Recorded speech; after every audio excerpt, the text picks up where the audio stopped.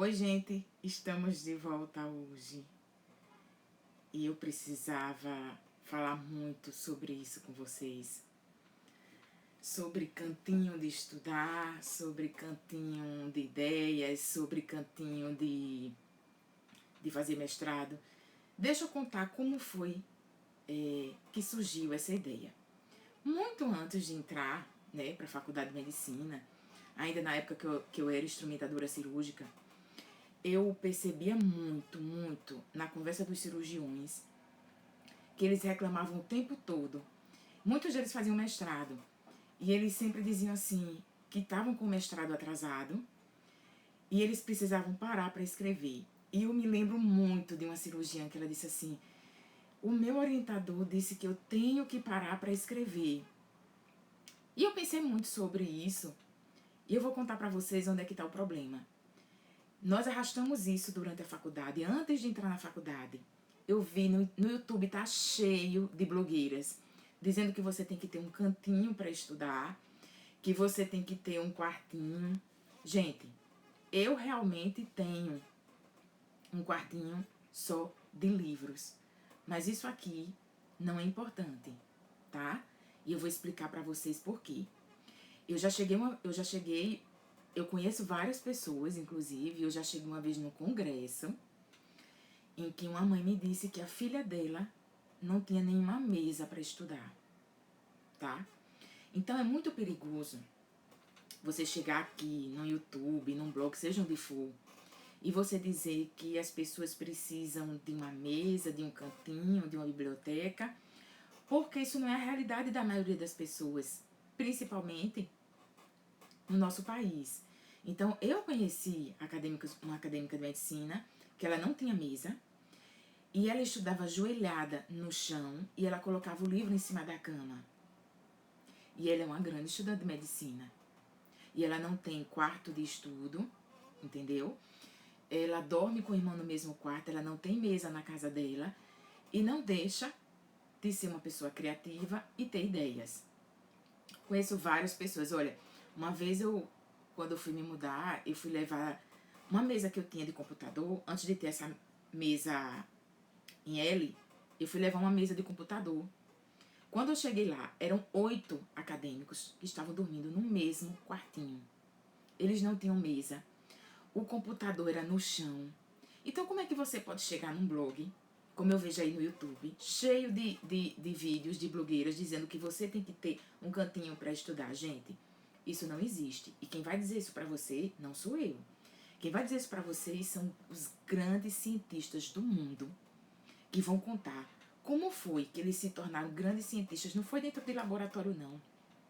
As ideias surgiram de lugares em que vocês vão ficar besta quando eu contar para vocês. Quem vai contar para vocês são os grandes cientistas, não sou eu. Foram eles que me ensinaram exatamente sobre isso. E aí, por ver vários vídeos falando sobre isso, sobre cantinho de estudo, eu fui ler outras coisas e eu fui buscar como era que os grandes cientistas, eles conseguiram ter as suas ideias. E aí vocês vão ficar impressionados. Gente, eu li a biografia do Isaac Newton. Isaac Newton, ele não foi um aluno ilustre, ele não foi um dos melhores alunos da sala, ele não era o querido dos professores, ele tinha notas de mediano para baixo.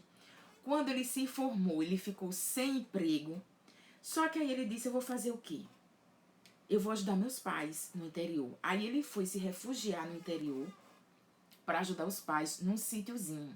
Isaac Newton não tinha proposta nenhuma na vida. Você sabe quanto tempo ele passou no sítio dos pais? 4 anos ajudando os pais, sem emprego, formado em Cambridge. Eu preciso dizer a vocês o que Isaac Newton se tornou para o mundo? Não preciso, né? Porque esqueci o nome do cientista, o Hawking, né? Foi, eu acho que uma das poucas pessoas que conseguiram sentar na cadeira, que foi de Isaac Newton. Não preciso dizer a vocês, dispensa apresentações de Isaac Newton. Naqueles 4 anos em que ele passou lá no interiorzinho com os pais, realmente a biografia do Isaac Newton conta que aquela intuição que ele teve de cair a maçã na cabeça dele, não foi exatamente uma maçã. Ele estava realmente descansando embaixo de uma árvore e a a fruta não caiu exatamente na cabeça dele, a fruta caiu próximo ao corpo dele. As pessoas sempre contam essa história e ninguém sabe se é verdade ou mentira. Na biografia que eu li de Isaac Newton conta que é verdade, mas a fruta caiu afastado. E ele começou, a partir daquela observação, a começar a pensar naquilo. E as ideias foram fluindo. E foi aí, né, que surgiu, né, as grandes teorias de Isaac Newton, né, da gravidade para o nosso mundo. Ele não tinha emprego, ele estava no laboratório de física, ele não estava numa grande universidade. Ele simplesmente estava num local em que não era preparado para aquilo, mas a mente dele era criativa, a mente dele estava conectada com a ideia. Mas é porque ele é uma pessoa que tem um potencial alto, Aline? Não. Simplesmente porque ele condicionou o cérebro dele, isso é neurociência, a pensar e a destrinchar aquilo que ele observou quando aquele fruto caiu próximo aos pés dele. Que força era aquela que atraía imediatamente? Por que foi que aquela fruta não subiu ao invés de descer? Então, ele começou a destrinchar as ideias. Ele não tinha nenhuma biblioteca, Isaac Newton. Então, esqueça essa história de cantinho. A gente vê muito... Gente, a evasão de mestrado e doutorado nesse país é altíssima. Porque as pessoas acham que elas têm que sentar, como Assurbanipal. Assurbanipal era conhecido como o Senhor dos Quatro Cantos da Terra. Então as pessoas acham que você tem que sentar numa mesa assim em L, numa biblioteca, montar uma biblioteca em casa, sentar e escrever o mestrado. E isso não existe. Você escreve, você tem que inserir isso dentro das suas atividades no dia a dia. Se você está no escritório, você escreve nos momentos vagos. Gente, deixa eu explicar uma coisa para vocês sobre essa questão de inspiração, de esperar o lugar certo, né? Que isso não existe. Por exemplo, o próprio Einstein. Vocês sabiam que aquela grande fórmula da teoria de energia igual a massa multiplicada pelo quadrado da velocidade da luz não foi feita dentro de um centro de física? Einstein, ele estava numa rede e ele disse que ele tomava uma bebida parecida com chimarrão. Ele estava com uma bebida e se balançando na rede. E ele disse que naquele momento as ideias foram fluindo na mente dele e foram se encaixando. Ele pensou tanto que ele conseguiu fazer grandes conclusões dele em um momento em que ele não estava concentrado em respostas, mas em que ele permitia que a mente dele pudesse fluir. Então, eu já escutei isso de várias pessoas que, meu Deus, eu preciso escrever o mestrado, eu preciso sentar e escrever. Gente, para com isso. Estudar para a faculdade, fazer um mestrado, uma especialização, você tem que inserir no seu dia a dia. O ano passado, no mês de novembro, acho que foi no dia 25 de novembro, a neurocirurgiã a doutora Gisele Coelho me chamou para eu falar num congresso do CIMEDUC. E aí eu aproveitei e inseri um slide em que aparece um cobrador de ônibus com uns livros. Ele estava com um monte de livro de direito. Ele fazia faculdade de medicina e sabe como é que ele estudava para a faculdade? Naquelas viagens. Ao invés de ele estar conversando com um passageiro ou ele estar olhando para o ar, ele estudava direito. E a foto que eu mostrei foi essa, foi uma captura que o fotógrafo pegou. Ele estava com os livros abertos e aquele rapaz se formou em direito dessa forma, inserindo dentro do cotidiano dele. E eu vou explicar mais sobre isso. Uma vez eu conheci um cobrador de ônibus que todo dia que eu pegava ônibus ele estava com um livro. Todo dia eu pegava ele estava com um livro. Aí eu disse, você sempre está com um livro? Ele disse, é porque eu quero muito me informar em história. E quando eu chego em casa, eu não tenho tempo de estudar. Eu não tenho uma mesa só para mim, porque a única mesa da minha casa é a mesa da refeição. E eu tenho a mesa dividida com os filhos, com a esposa. E ele disse que não tinha um canto para estudar, então ele tinha que estudar ali, inserido no dia a dia. Depois, quando eu cheguei no terminal do ônibus, meses depois, ele foi promovido diretor do terminal do ônibus e finalmente ele pediu, anos depois ele pediu, pediu demissão porque ele já tinha terminado história e foi ser professor de história. Então, vejam que o segredo é esse. Eu levei esse caso lá para o congresso. Você é um médico, você é um advogado, você está fazendo mestrado, especialização. Você não tem que esperar chegar em casa, na sua biblioteca, para escrever o seu mestrado, porque você não vai escrever nunca. Acadêmico de medicina, você não vai estudar nunca se você for esperar para chegar em casa e estudar. Quando tiver todos os livros abertos, a mesa bonita, você tem que inserir onde tiver momento. Por exemplo, quantas vezes na faculdade nós tínhamos momentos em que, por exemplo, não vai ter aula de fulano agora, foi adiada, aconteceu alguma coisa. A gente corria para a biblioteca, nem que fosse para ler 20 minutos, mas era aquele tempo que a gente inseria para estudar. Eu, por exemplo, quando eu era instrumentadora cirúrgica, eu passei em 2 concursos depois que eu li esse livro. Por quê? Porque eu nunca esperei chegar em casa, eu trabalhava o dia inteiro. Eu nunca esperei chegar em casa para estudar para concurso. Todas as minhas amigas faziam aquele cursinho para passar no concurso. E teve uma delas que chegou perto de mim e disse: Aline, você não vai passar no concurso do PSF, porque é muito difícil, você tem que estar num cursinho para fazer. Só que eu trabalhava como instrumentadora cirúrgica e eu não tinha tempo. E eu estudava entre uma cirurgia e outra. Entre uma cirurgia e outra. E aí eu disse, olha, foi uma das melhores ideias que Feigelstrauer me deu. E eu vou explicar para vocês quem é essa mulher. Foi inserir o que eu tinha que fazer dentro da minha rotina. E a ideia flui, e a criatividade flui, porque no mundo a gente precisa de criatividade, a neurociência diz isso o tempo todo. Gente, eu só não passei no concurso, eu passei no concurso do PSF, né? E depois, também estudando entre uma cirurgia e outra, eu passei num concurso federal. Quando eu passei na faculdade de medicina, eu tive que pedir exoneração do meu emprego do PSF. Mas o meu emprego federal, que eu mantenho à noite, ele paga metade da minha faculdade. Então isso aí é uma coisa maravilhosa. E como foi que eu consegui entrar em segundo lugar no concurso federal? Eu estudava entre uma cirurgia e outra. E é isso que a gente tem que fazer na faculdade. A gente tem que inserir um momento de estudo. Você não tem que esperar chegar em casa. Hoje, graças a Deus, com a pandemia, eu tenho mais tempo de usufruir dos meus livros, da minha biblioteca, de usufruir da minha mesa, mas antes eu não tinha. Eu saía da faculdade, já ia direto para o emprego, eu chegava meia-noite em casa, entendeu? Então eu tinha que inserir. Nunca deixei de ler nas viagens de ônibus. Nunca. Ponto do ônibus, eu fiz vários exercícios de matemática para o concurso. Vários. E aí eu aproveitava para fazer os meus exercícios de concurso no ponto do ônibus. Então a gente tem que inserir dentro do cotidiano da gente. Li vários livros, gente. Olha, você abrir lá o site do Scooby, eu acho que eu já li 563 livros. Como? Inserido no meu dia a dia. Simplesmente eu não paro que nem uma princesa e digo, eu vou ler esse livro. Não, gente. Eu leio no ponto do ônibus, eu leio entre uma atividade e outra. Eu li muito dentro do ônibus, muito. Nas viagens, por exemplo, em que eu saía da faculdade e ia para o trabalho, desde que eu comecei a faculdade de medicina, eu lia muito. Eu levava os meus livros.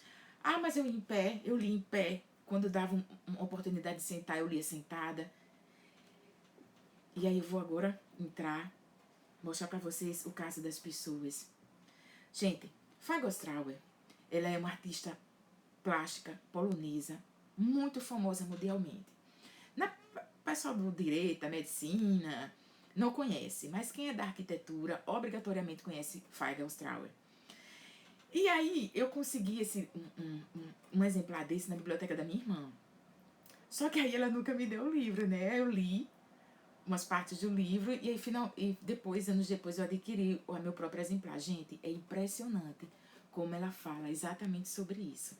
Ela explica nesse livro que você não tem que esperar sentar no local, como eu mencionei Assurbanipal, como o Senhor dos Quatro Cantos da Terra, para poder a inspiração vir.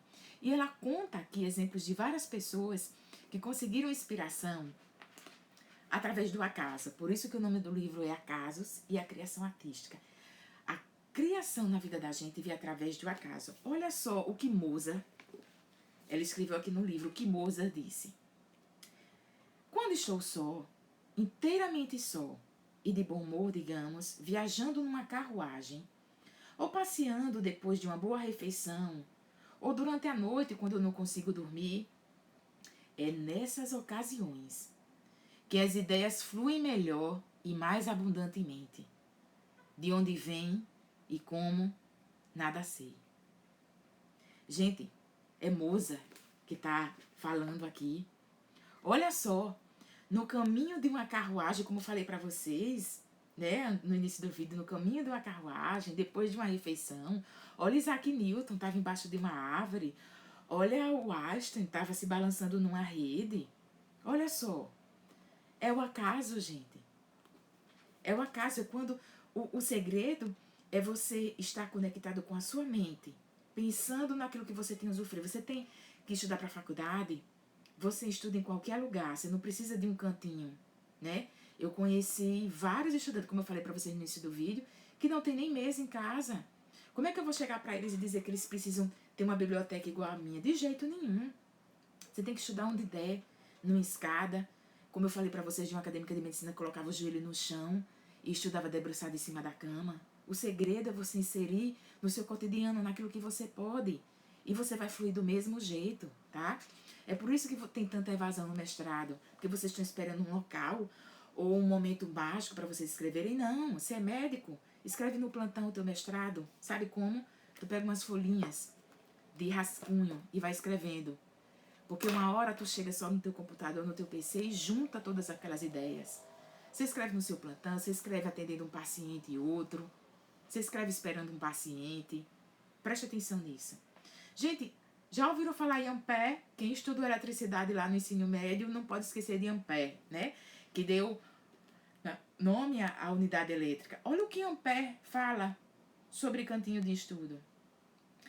Há uns 7 anos, eu me propus um problema que eu não conseguia solucionar. Mas, por um acaso, eu encontrei a solução. Eu sabia que estava correta, embora não pudesse prová-la. Muitas vezes esse assunto havia voltado à minha mente pelo menos umas 20 vezes e eu nunca tentei resolver. E olhe que Ampère não foi para nenhum laboratório de física. Preste atenção. Durante os últimos dias, a ideia não me largava mais. Finalmente, consegui respostas. Prestaram atenção? Ele não conseguiu dentro de um laboratório de física, mas foi no acaso, pensando, inserindo dentro do cotidiano dele. Já ouviram falar de Gauss? Carl Gauss. Olha só o que ele escreveu. Há 2 dias consegui. Não por um esforço laborioso, mas, assim dizer, pela graça de Deus. Como se fosse um súbito clarão de luz. Eu sou incapaz de explicar a natureza do fio que ligou aquilo que eu conhecia e que possibilitou o meu sucesso. Prestar atenção? Gauss disse isso. Olha só o que Feigelstraue escreve no livro dela. Esse capítulo é só sobre acasos, inspirações. Cientistas que conseguiram descobrir o acaso e não em lugares laboriosos, entendeu? Olha só o que ela escreve. Quando ocorre o acaso inspirador, o momento de luminoso de compreensão intuitiva, esse clarão de luz, ele se apresenta como um fato indiscutível. É o substrato da sua sensibilidade e inteligência. E ela citou outro livro. Em On Inspiration, um ensaio sobre inspiração e acasos, Chris, que é o autor, se pergunta por que motivo tantos criadores, não só poetas, mas também cientistas, falam sobre os acasos, como se fossem agentes internos intervindo de uma inspiração. Olha só o que ela fala. Os acasos acontecem em estranhas coincidências. Eles nos acenam. E nós já sabendo do que se trata. Uma nova compreensão das coisas. Na verdade, o livro de Feigelstraue, ela tenta mostrar pra gente que não existe um cantinho de ideias, que a criatividade ela vem quando a gente condiciona a nossa mente em qualquer lugar em que a gente esteja. E ela fala muito sobre parar para apreciar aquilo que você está pensando e na conexão. Então, esqueçam esse monte de vídeo que tem no YouTube falando sobre cantinho para você escrever o mestrado, cantinho para você escrever o doutorado. Eu acho que esse vídeo, esse livro aqui deveria ser lido por professores de metodologia científica, por pessoas que estão envolvidas em pesquisa, por professores de mestrado e doutorado, por pessoas que fazem graduação em geral, porque esse livro, ele mostra que não existe um canto específico. E é por isso que as pessoas não escrevem mestrado, é por isso que as pessoas não terminam a pesquisa, é por isso que tem tanta evasão. E aqui ela prova que o acaso, que os grandes cientistas descobriram ao acaso, e não esperando o momento certo para escrever, mas inserindo dentro do seu cotidiano. Olha só que interessante. Eu tenho um amigo meu que a gente estava assistindo uma aula e aí o professor falou uma coisa assim, sem querer. Ah, mas poderia fazer esse exame e tal. E aí o meu colega disse, eita, Lina, olha aí uma coisa boa para um artigo. Aí eu disse, eita, é mesmo, Lucas. O professor falou até sem querer, mas você estava com a mente ligada. Ele apresentou esse trabalho oralmente no congresso. Então perceba que a inspiração para você fazer o seu TCC, o seu artigo para revista, não vem de lugares monumentais. Ela vem do acaso. Gente, eu tinha 12 anos de idade quando eu estava lendo um livro sobre... Era um livro sobre histórias de anatomistas. E aí teve uma coisa que eu achei tão interessante e me deu aquele estalo. Gente, eu tinha 12 anos. Eu não era uma menina superdotada nem nada, eu não era nada e nem sou nada hoje em dia. Mas aquilo me deu um estalo. Eu peguei um pedacinho de papel como esse aqui, eu escrevi. Eu disse assim, um dia, quando eu for para a faculdade de medicina, eu vou fazer uma pesquisa sobre isso. E eu guardei esse pedacinho de papel. Eu passei na faculdade de medicina em 2017. Em 2018 eu estava no segundo período de medicina. Eu não era pesquisadora, eu não sou pesquisadora, eu não sou expert, eu não sou superdotada, eu não sou nada. Mas eu obedeci aquilo que Feiger fala nesse livro, sobre a inspiração vir ao acaso. Eu desenvolvi aquela ideia que eu tive aos 12 anos e no segundo período de medicina eu ganhei uma menção honrosa num congresso nacional. Simplesmente porque eu segui o que ela fala aqui, que os grandes cientistas não conseguiram desenvolver ideias, estudar para a faculdade ou fazer mestrado em grandes centros de pesquisa ou dentro de uma biblioteca ou num quartinho como esse. Não! Eles fizeram ao caso, inserindo dentro do cotidiano deles. E é isso que eu quero passar para vocês. Olha só, uma coisa muito interessante. Já ouviram falar em Kekulé? Já, quem já estudou química orgânica ouviu falar em Kekulé. E aí eu me lembro que na primeira aula de metodologia científica, a professora mandou a gente falar sobre inspiração. E aí o meu grupo, eu conversei com eles, da gente fazer um ensaio sobre a inspiração de Kekulé. Gente, olha só como Kekulé descobriu aqueles anéis de benzeno. Kekulé, cansado de lutar com o problema da organização molecular do benzeno, estava um dia fumando charuto, frente a uma lareira, descansando. Preste atenção. Repentinamente, do charuto, saiu um anel de fumaça. E foi isso que produziu aquele estalo. Os átomos de carbono não se organizam linearmente, formam um anel. Gente, eu chego a tô arrepiada com essa descrição do Kekulé. Gente, ele estava descansando, fumando um charuto na lareira, mas ele estava conectado. Ele não estava dentro de um centro, de um laboratório de química. Foi assim que ele descobriu, inserindo dentro do cotidiano dele, o estopim, a criatividade. E naquele local mesmo, se ele estivesse fazendo mestrado, ele estava escrevendo o mestrado, vocês entendem? Ele, quando viu aquele anel, aquele charuto, ele conectou que, na verdade, era o formato do benzeno. Olha só. Um sistema científico é sempre o resultado de uma atividade criativa. Isso é frase da Feiga Ostrauer. Deixa eu colocar outra coisa que ela fala no livro. Ah, gente. Já ouviram falar de Max Weber? Já, né? A Feiga continua. As ideias não ocorrem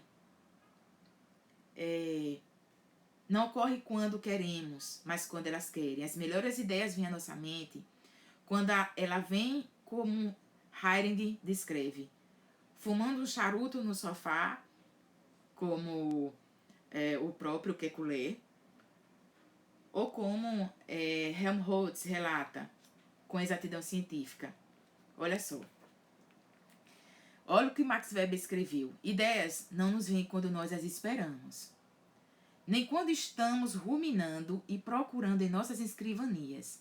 Por outro lado, elas certamente não teriam vindo a nossas mentes se não tivéssemos ruminando em nossas escrivanias e procurando respostas com devoção. Então, preste atenção. TCC, faculdade, mestrado, doutorado, você não vai escrever nunca se você ficar procurando fazer um quarto MED, começar aqui, montar uma biblioteca ou esperar o momento exato. Você vai ter que inserir isso dentro do seu dia a dia. E para finalizar, eu tirei de uma revista um texto muito bonito, eu não conheço ela. Se chama Maria Helena Barreto Melo. Ela escreveu um texto sobre exatamente isso. Eu vou finalizar o vídeo com esse texto dela, sobre cantinho. Preste atenção. O meu cantinho, gente, eu posso dizer qual é o local. Vocês pensam que esse local aqui é o local que mais me inspira? De forma alguma. Sabe qual é o local que mais me inspira? Deixa eu colocar aqui. O local que mais me inspira é sala de espera de médico. Sabe aquele médico que marca a consulta para você 7 horas da manhã e só atende você 9 horas da noite? Gente, é impressionante, mas para mim flui tanto. Eu sempre levo uma sacola de livros para a sala de espera de médico, porque eu sei que eles passam muito tempo, né? Atendendo os pacientes, demora muito. Então, eu já li muitos livros em sala de espera. Eu já tive grandes ideias em sala de espera. E, pasmem, o meu cantinho não foi esse quartinho que eu tenho aqui, que é essa biblioteca. O meu cantinho é sala de espera de médico. Qual é o seu cantinho? É aquela escada que fica na faculdade? O seu cantinho é um sofazinho que tem lá perto da faculdade? O seu cantinho é uma rede que está na varanda? O seu cantinho é você ajoelhado, debruçado em sua cama? Não interessa. Você tem que definir, inserir dentro do seu dia a dia. Olha só o que ela fala. Maria Helena Barreto Melo, ela diz bem assim: o que é ter um cantinho? Não me refiro à sua casa, o seu quarto e nem o seu lar. Cantinho é um lugar especial, aquele onde nós recolhemos em um momento de grande alegria ou tristeza. Lugar único que nos diz alguma coisa ou traduz uma emoção especial e que por isso mesmo acabamos elegendo como mágico, só nosso, um santuário particular. Mesmo que não seja por se tratar muitas vezes de um espaço público. Perceberam? Aquilo que eu contei lá no início do vídeo, que eu estudava para o concurso no ponto do ônibus. Num ônibus em que eu estudava quando eu era instrumentadora cirúrgica, eu estudava entre uma cirurgia e outra, não interessa. É o seu cantinho, quando você se conecta, você faz qualquer coisa naquele espaço. Todos deveriam ter o seu cantinho. Eleito do fundo do coração e preservado como lugar sagrado. Vivi maravilhosas experiências em grandes cidades do mundo, e em cada uma eu construí o meu mundo. E sempre encontro meu cantinho, e daí vou me reconstruindo. Olha o que ela fala. Na Áustria, eu erigi uma praça na Europa, os melhores jardins. Mas em Maceió, não são as fantásticas paisagens da lagoa que são o meu cantinho. Olha só o que ela diz. Aí ela fala sobre um restaurante. Ela menciona o nome de um restaurante aqui de Maceió.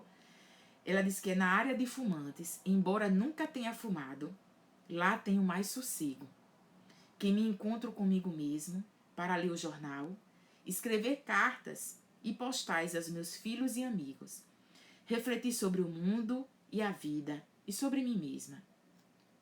Sou uma pessoa comum, não tenho a pretensão de ser nada mais do que isso. Mas os grandes pensadores, olha só, escritores intelectuais costumam escolher um aconchegante café para trocar ideias, sentimentos e descobertas. Como é bom ter um refúgio que sabemos está sempre à nossa espera. Você entendeu? O que a Maria Helena falou aqui nesse texto que ela escreveu para esse jornal é exatamente o que Feiger Strauer falou aqui desse livro. Não espere um cantinho para você escrever o seu TCC, o seu mestrado, o seu artigo. Insira isso dentro da sua vida. Pense muito sobre isso e deixe a ideia fluir, tá certo? Gente, se eu ver aqui, é Lula Mesquita, escreveu O Tempo Passa Rápido, aprendemos mais. Deixa eu ver se tem a mensagem de alguém aqui. Foi a Lula Mesquita que escreveu isso. Doutora Patrícia Renê também tá por aqui. Obrigada, gente. Era isso que eu tinha dizer pra vocês. Esqueçam esses vídeos de YouTube de cantinho, tá? Insiram isso no seu dia a dia. E se puderem, leiam esse livro. Beijos.